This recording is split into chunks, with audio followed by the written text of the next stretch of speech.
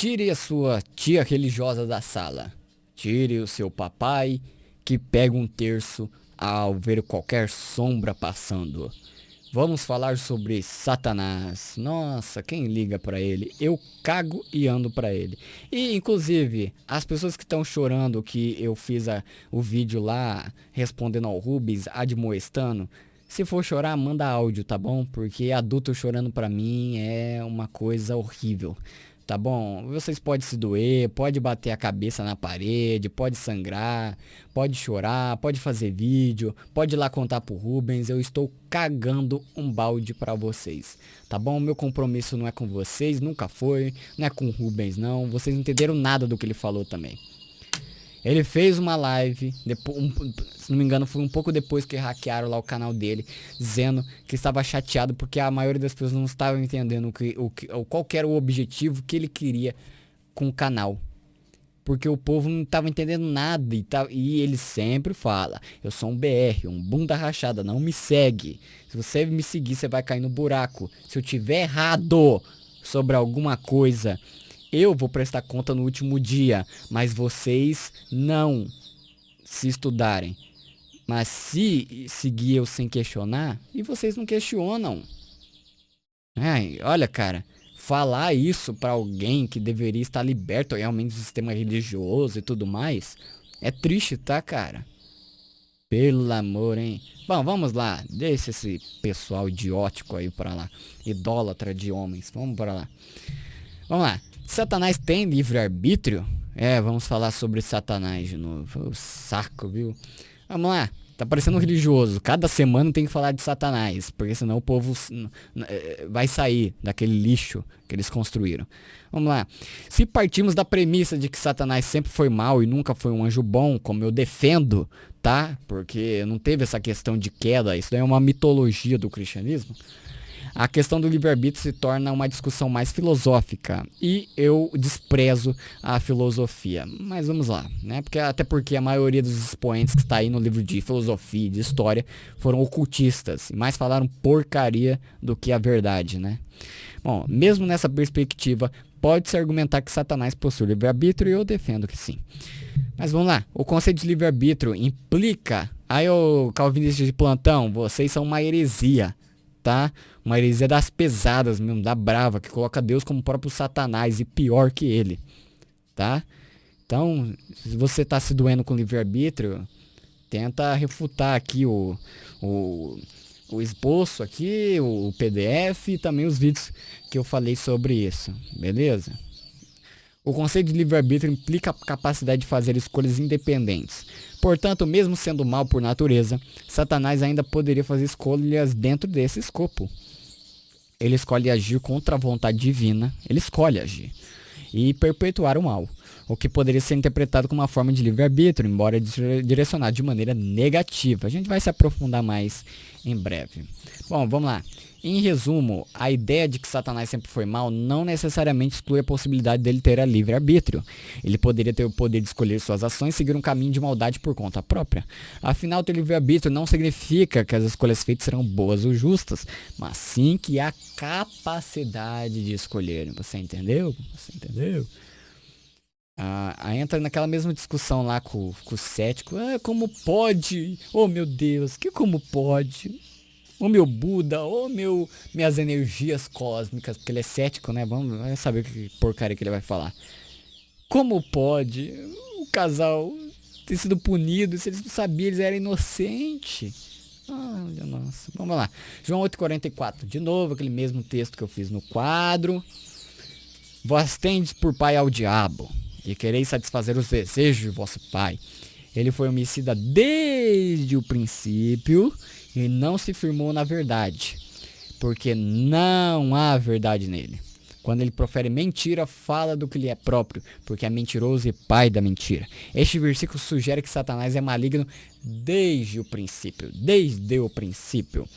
Lembra lá que eu falei no vídeo? É bom que vocês vejam que eu fiz no quadro.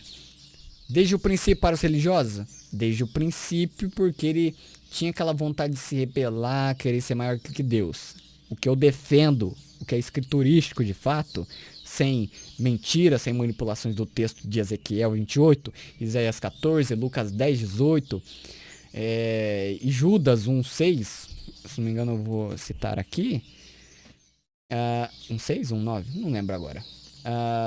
Não, Apocalipse 12, 7 ao 9, sem manipulação desses textos, eu tenho que dizer que nessa questão, ele sim foi desde o princípio, ele já foi criado mal, ele já é isso, ele sempre escolhe ser.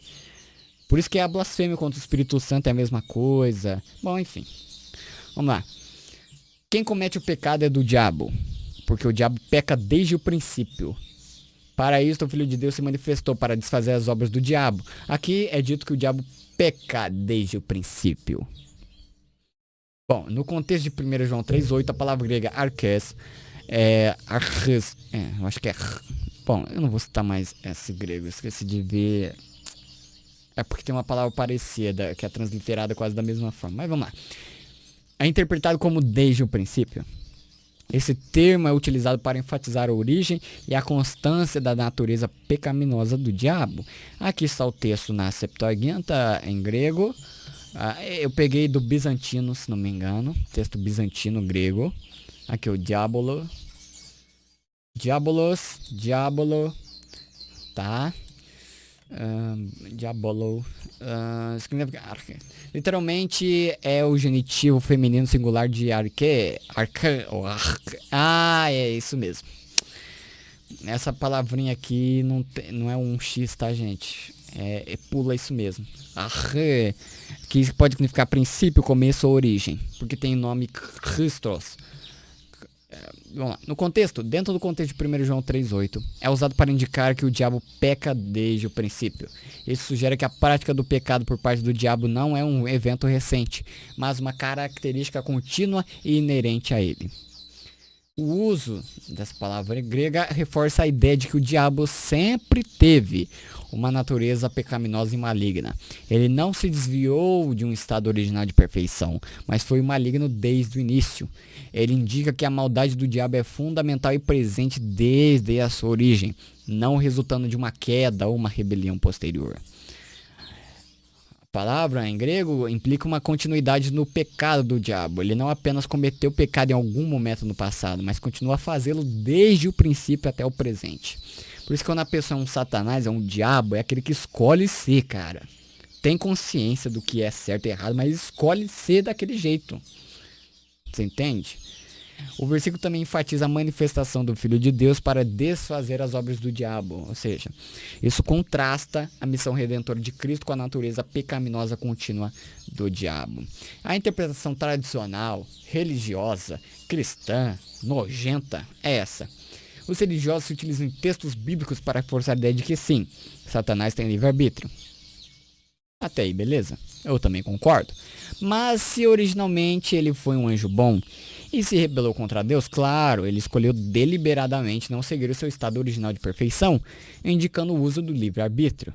Isso na interpretação deles. Aqui eu deixei as referências, tá bom? A você ler aqui. Você aperta aqui, ó, se você quiser o PDF, vai abrir direto no meu post sobre Isaías 14, você fera que é de Satã? Lucas 10, 18, eu vi a Satanás cair do céu como um raio. Ezequiel 28, ó estrela da alva, será que é isso mesmo? Isaías 14, como que é? Ezequiel 28, você foi exaltado entre as nações. Bom, vamos lá. Podem até mesmo usar Judas 1,6 como mais uma suposta prova dessa queda de um ser que era originalmente bom. Mas será que o texto apoia essa visão? Eu fiz Judas 1,6 mesmo. Bom, vamos lá, Judas 1,6. E os anjos que não guardaram o seu principado, mas deixaram a sua própria habitação, reservou na escuridão e em prisões eternas até ao juízo daquele grande dia. Na visão religiosa, este versículo sugere que alguns anjos, incluindo Satanás, fizeram uma escolha consciente de se rebelar e abandonar suas posições atribuídas por Deus. Mas Judas 1,6 não menciona Satanás especificamente.